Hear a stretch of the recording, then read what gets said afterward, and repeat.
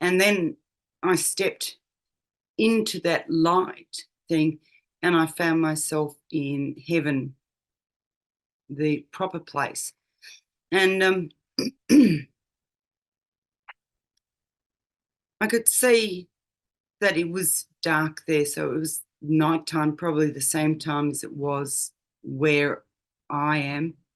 And there were two people standing there, or human figures, waiting for me. And one of them was very, very tall. Probably, I would say he'd have to be well over 8 feet tall. And one of them was a normal size person. And they were standing near near an oasis kind of thing. And if people read my book or my biography, they'll know that I've actually died 3 times before this death. And each time I've died, I found myself in the same place.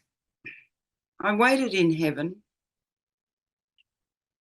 just talking to these people, and I was aware that my guides who work with me when I'm consulting, Peter and Hiram, were also there. So I spent a bit of time talking to them.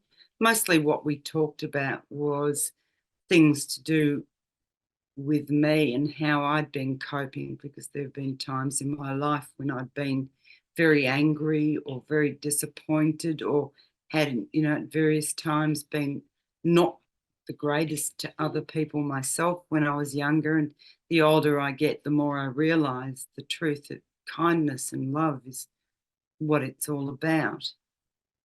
So I said goodbye to them and I stepped through back into my bedroom, where I could see that the ambulance paramedics were still working on my body trying to revive me.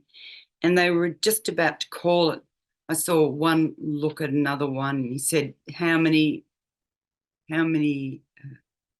think it was rounds, I can't remember the word he said, how many cycles, I think, is that? And he said, the other one said, we've gone through everything. And they looked at each other and I knew that they would stop now. And so I got ready to lie back into my body. And before I did, I stopped and I looked closely at all the faces of the people that were working on me, because I wanted to be able to remember them if I got my functioning back.